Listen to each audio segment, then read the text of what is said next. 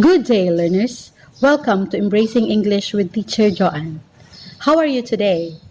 I hope you are doing fine and in perfect shape. In this learning session, you should be able to compose clear and coherent sentences observing subject-verb agreement. If you are new to my channel, please subscribe and like the video. Take a look at the pictures. What do they show? Yes, the pictures show actions. Now, try to arrange the scrambled letters to reveal action words.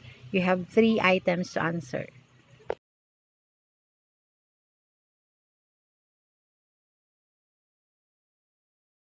The correct answers are dance, climb, eat, or ate. What can you say about these words? Yes, you are right. They are verbs or action words. Awesome performance! And for our review, let us scrutinize the sentence. The boy studies his lessons. What or who is being talked about in a sentence? Yes, you are right. The boy is the one being talked about in a sentence. Therefore, it is the subject of a sentence. How about the part that tells about the subject? You got it right. Studies his lessons. This part of a sentence is called predicate.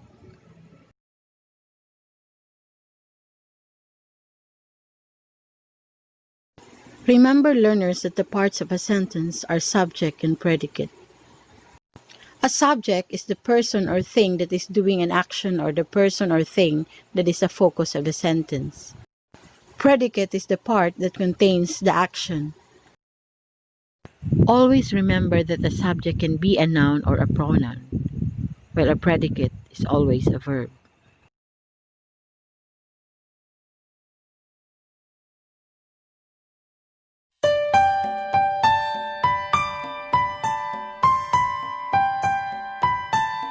Now, what do you think is a subject-verb agreement? Precisely. A subject-verb agreement is a grammatical feature in which the number of a subject agrees with the number of verb. I like the way you think. Yes, the subject in the sentence should get along with the verb. And how should we do it? For us to be able to make or compose sentences observing subject-verb agreement, we need to use our knowledge on simple tenses of verbs, especially present tense of verbs. In dealing with simple present tense, we need to describe the things that are happening now or things that are continuous. It has 2 forms. First, the base form, and second, the base form plus S or ES. Aside from using our stock knowledge on verb tenses, we should also be reminded that like nouns and pronouns, verbs have numbers. They are singular and plural.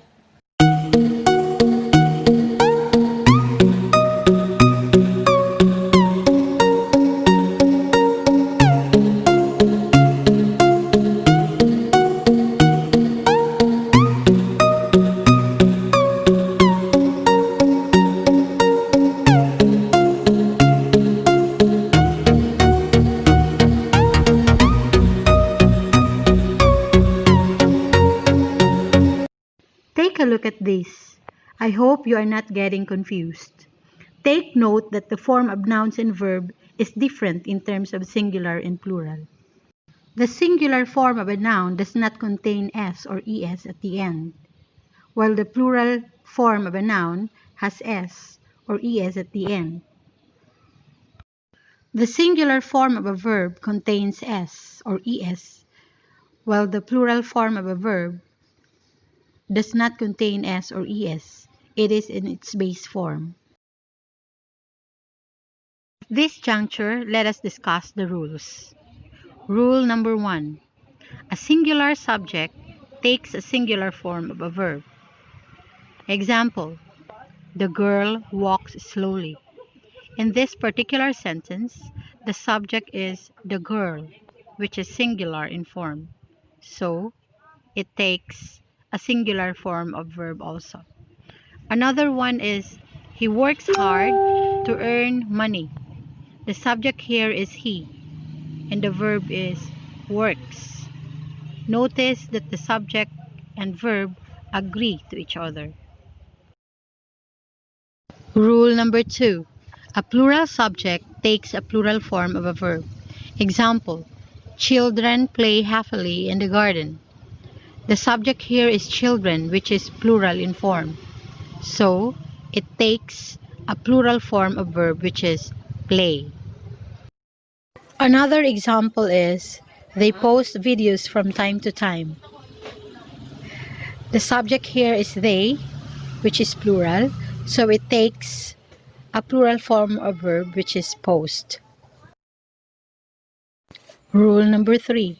When a subject is compound and connected by "and", a plural verb is used. Example, Anna and Lita jog every day.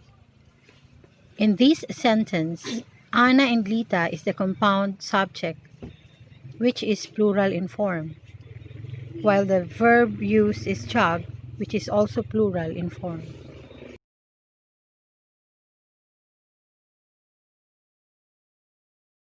Another example, my friends and relatives discuss what happened.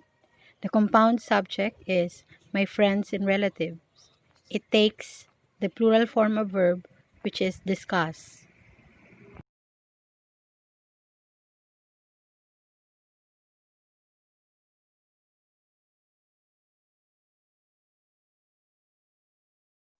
Rule number 4.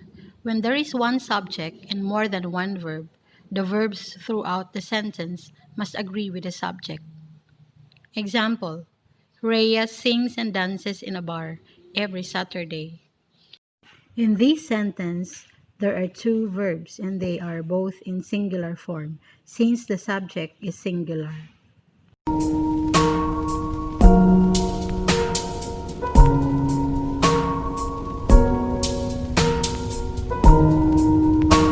Rule number 5. Intervening phrases in a subject should not affect the subject-verb agreement. Example, the principal, as well as the teachers, plans to conduct a party. The subject in this sentence is the principal, which is singular. So, it takes a singular form of verb, which is plans. The intervening phrase here is as well as the teachers. Some of the intervening words or phrases are the following, as well as, including, like, together with, along with, accompanied by, and plus, and there are more to watch out for. Rule number 6. When two or more singular subjects are connected by or nor, use a singular verb. In this sentence, the verb used is singular because there are two singular subjects that are connected by or.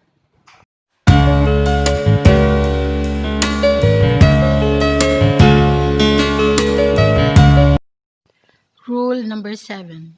When a compound subject contains both singular and plural noun or pronoun, joined by or nor, the verb should agree with the part of the subject closest to the verb.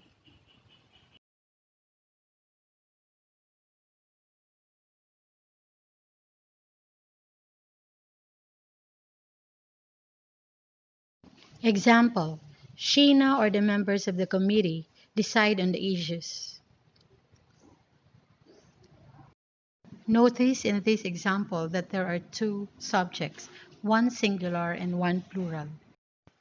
The verb decide is in its plural form because it agrees with the plural subject members. You will notice that the plural subject members is closest to the verb decide.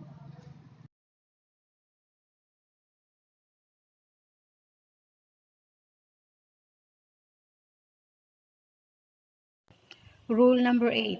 The pronouns each one, either, neither, everyone, everybody, anyone, anybody, nobody, somebody, someone, and no one. Take singular verb. Example.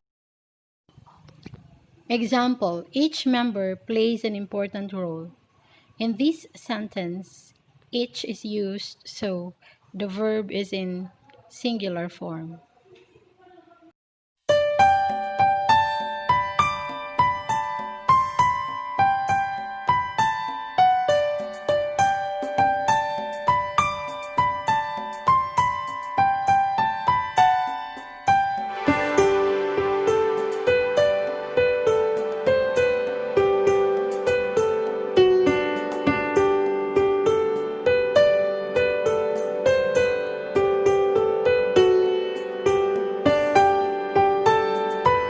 I am impressed with your patience.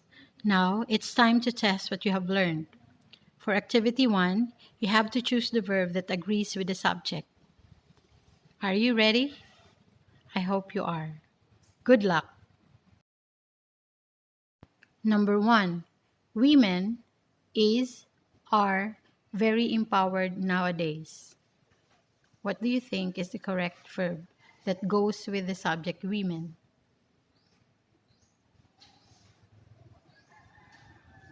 The answer is are.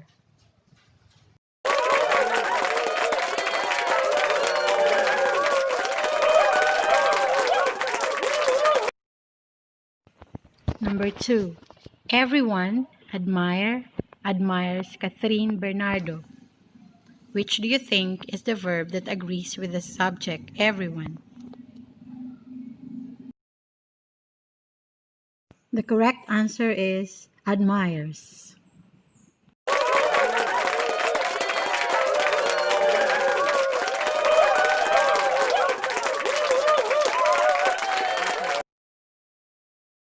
Number 3. Roy and Reden likes to travel in far places. Which form of verb agrees with the subject, Roy and Reden?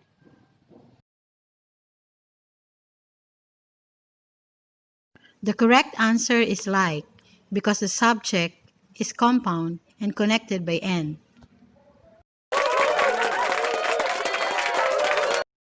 Number 4. Elena or her co-teachers reports issues to the school head for compliance.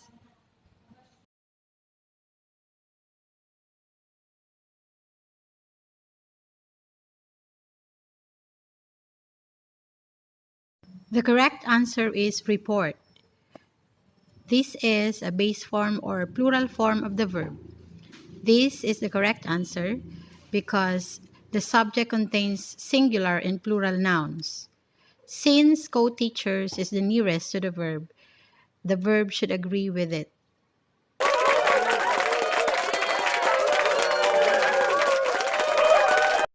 Number 5. The doctor as well as the nurses treats patients with love and care. Which do you think is the answer?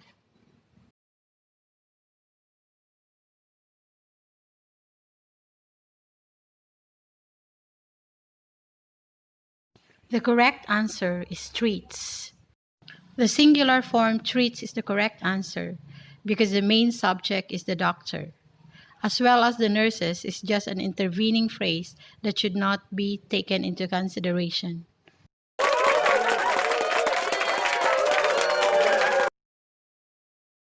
Good job, guys! For activity 2, you have to compose 5 coherent sentences that observe subject-verb agreement. Write it in your notebook. I really had fun guiding and teaching you today. Stay active and enthusiastic. See you again on our next lesson in Embracing English with Teacher Joan. God bless.